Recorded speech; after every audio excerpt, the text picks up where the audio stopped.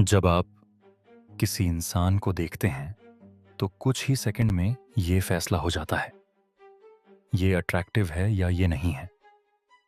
लेकिन ये फैसला आप नहीं, आपका दिमाग ले रहा है। क्या ये सब सिखाया गया है या ये पहले से हमारे दिमाग में लिखा हुआ है? क्यों दुनिया के अलग अलग देशों में लोग एक जैसे चेहरों को सुंदर मानते हैं? क्या ब्यूटी सच में बायोलॉजी है या हमने इसे कहीं रास्ते में बिगाड़ दिया? और सबसे अनकंफर्टेबल सवाल, अगर ब्यूटी एक सर्वाइवल टूल थी तो वो सेल्फ वर्थ का हथियार कैसे बन गई?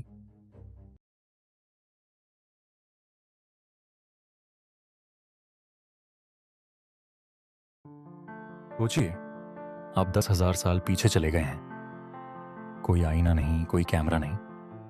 फिर भी आप किसी को देखते हैं और आपका दिमाग कहता है, ये सही है। ये फीलिंग कहां से आई? उस समय ब्यूटी का मतलब था जिंदा रहने की संभावना। अर्ली इंसान रोमांटिक पोएम्स नहीं लिखते थे। पार्टनर चुनना लाइफ एंड डेथ डिसीजन था। गलत चॉइस का मतलब था कमजोर शरीर और अगली जनरेशन का खतरा। इसलिए एवोल्यूशन ने दिमाग को एक इंस्टेंट सिग्नल दिया, हाँ, ये ठीक लगता है, या नहीं, कुछ ऑफ है। ये जजमेंट आपके कंट्रोल में नहीं था। आज भी आपका दिमाग वही पुराना सिस्टम चला रहा है, बस अब ये जंगल में नहीं, इंस्टाग्राम पर अप्लाई हो रहा है। यही कॉन्फ्लिक्ट इस कहानी को और ज्यादा डेंजरस बना देता है। अब एक छोटा सा खेल खेलते हैं। दो चेहरे इमेजिन कीजिए। एक ऐसा चेहरा जिसमें आंखें थोड़ी अनइवन हो, मुस्कान थोड़ी टेढ़ी हो, कुछ ऑफ सा लगे। और दूसरा चेहरा बैलेंस्ड, काम, जिसे देखकर दिमाग कहे, हाँ ठीक है। आपने कोई मेडिकल टेस्ट नहीं किया, फिर भी दिमाग ने एक को ज्यादा सेफ मान लिया। यही है सिमेट्री का जादू। एवोल्यूशन के लिए सिमेट्री खूबसूरती नहीं थी, वो स्टेबिलिटी का सिग्नल थी।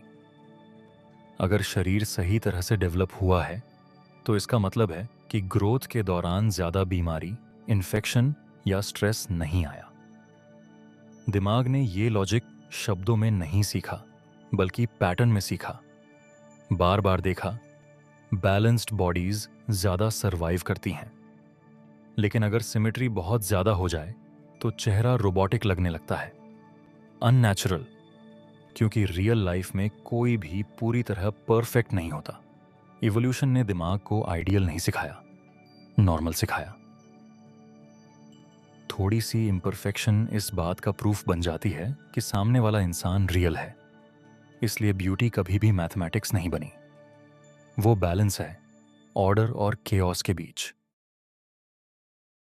चेहरे से नीचे नहीं, चेहरे के ऊपर नहीं, सीधे उसकी सतह पर रुकते हैं। स्किन, आपने नोटिस किया होगा, दिमाग फीचर्स से पहले स्किन पर रिएक्ट करता है।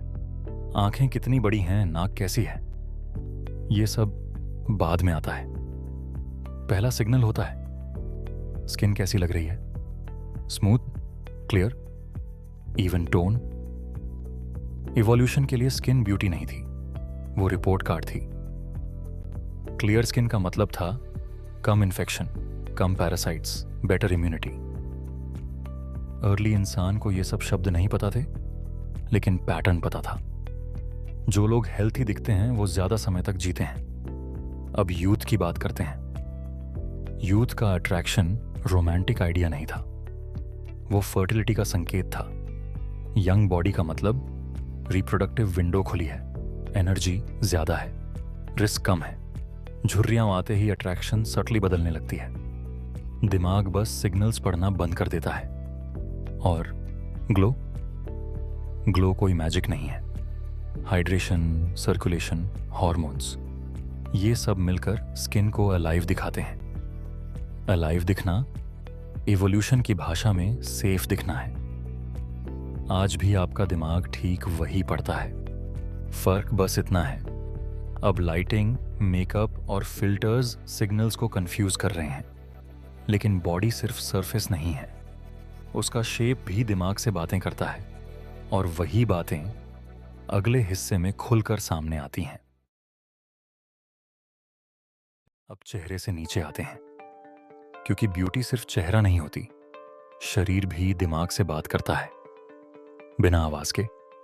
सोचिए, एक शरीर जिसमें एनर्जी बची हुई दिखती है, दिमाग इसे पढ़ता है। ये बॉडी मुश्किल समय झेल सकती है। कुछ खास प्रोपोर्शंस जैसे कमर, कूल्हों का रेशियो, शोल्डर्स और वेस्ट का बैलेंस, ये सिर्फ नंबर्स नहीं, संकेत हैं। संकेत कि शरीर हार्मोन्स के कंट्रोल में है, एनर्जी सही जगह स्टोर हो रही है और रिप्रोडक्शन संभव है। पर ब्यूटी स्टैंडर्ड्स हर जगह एक जैसे नहीं रहे। जहां खाना स्केर्स था, वहां फुलर बॉडीज अट्रैक्टिव लगीं, क्योंकि फैट ईगल सर्वाइवल। और जहां रिसोर्सेज ज्यादा थे, वहां लीन बॉडीज को तरजीह मिली। यानी ब्यूटी एनवायरनमेंट के साथ बदलती रही। दिमाग हमेशा पूछता था, ये बॉडी किस दुनिया के लिए बनी है? आज के समय में कंफ्यूजन है।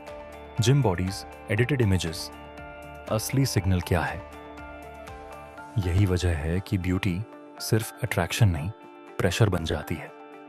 दिमाग सिर्फ आंखों से नहीं, सुनता और महसूस करता भी है।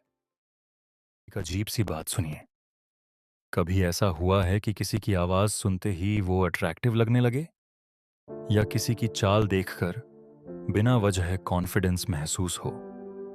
ये कोइंसिडेंस नहीं है। ब्यूटी सिर्फ आंखों का खेल नहीं है।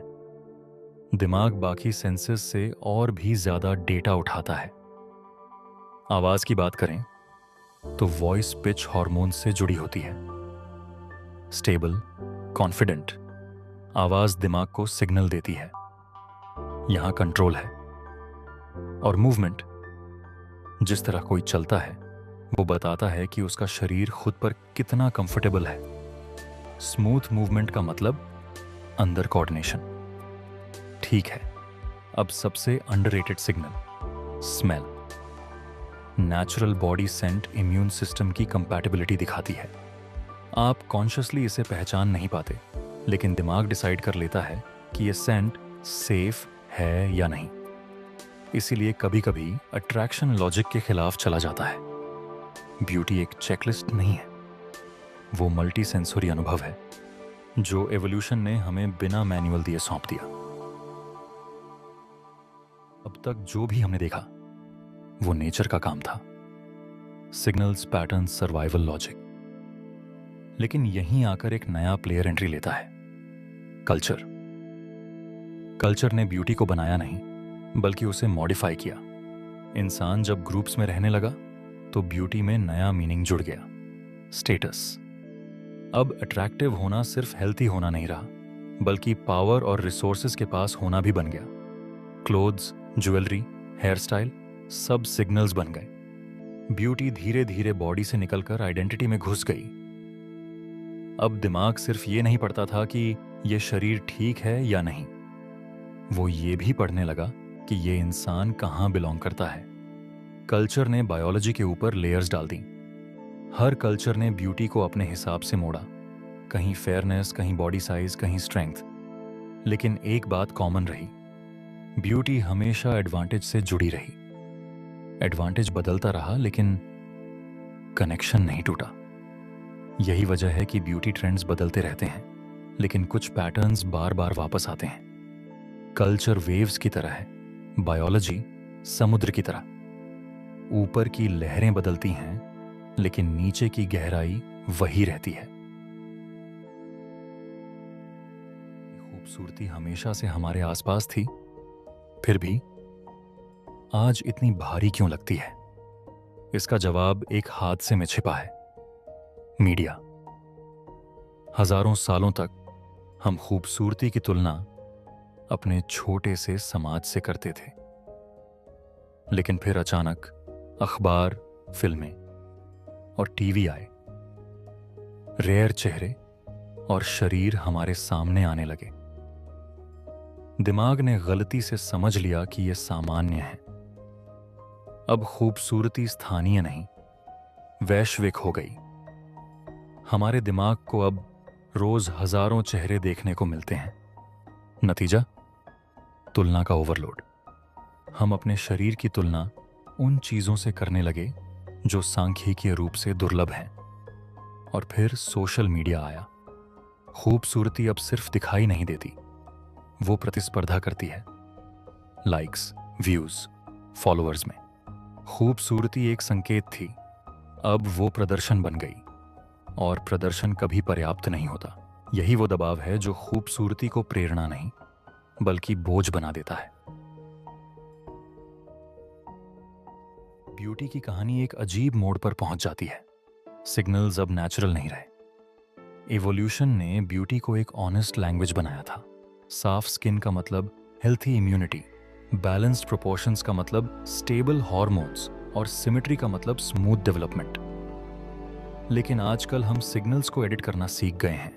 फिल्टर्स सिमेट्री बढ़ाते हैं, स्किन को स्मूथ करते हैं और सर्जरी प्रोपोर्शंस बदल देती है। प्रॉब्लम ये नहीं है कि लोग ऐसा कर रहे हैं, बल्कि ये है कि हमारा दिमाग इसे असली समझ लेता है। जब हर चेहरा परफेक्ट लगे तो परफेक्ट का मतलब ही खो जाता है। दिमाग कंफ्यूज्ड हो जाता है। अगर ये सब नॉर्मल है तो मैं नॉर्मल क्यों नहीं हूं? और यहीं से कंपैरिजन सेल्फ अटैक बन जाता है। ब्यूटी अब अट्रैक्शन नहीं, इवैल्यूएशन बन गई है। इवोल्यूशन ने ब्यूटी को पार्टनर चुनने के लिए बनाया था, लेकिन मॉडर्न सिस्टम्स ने इसे सेल्फ वर्थ मापने का टूल बना दिया। यही बदलाव सबसे ज्यादा नुकसान करता है। इस पूरी कहानी को एक कदम पीछे हटकर देखते हैं। ब्यूटी कोई गलती नहीं थी, न ही कोई साजिश। वो एक टूल थी जो इवोल्यूशन ने सही पार्टनर चुनने के लिए बनाया था। इसका काम था सिलेक्शन, लेकिन आज हम इसे इवैल्यूएशन बना चुके हैं। हम ब्यूटी से पूछते हैं, मैं कितना इनफ हूं? और यही सवाल हमें टॉक्सिक बना देता है। इवोल्यूशन ने कभी नहीं चाहा कि इंसान अपनी वर्थ एक सिग्नल से तय करे। ब्यूटी सिग्नल्स आते हैं और जाते हैं, लेकिन इंसान की वैल्यू उनसे कहीं बड़ी है। जब आप ब्यूटी को एक एंशिएंट सिस्टम समझ लेते हैं तो डर कम हो जाता है, कंपैरिजन धीमा हो जाता है और प्रेशर हल्का। आप ब्यूटी को रिजेक्ट नहीं करते, बल्कि उसे कॉन्टेक्स्ट में रखते हैं। यही इस कहानी का मकसद है। ब्यूटी को समझना, समझ सबसे शांत ताकत होती है।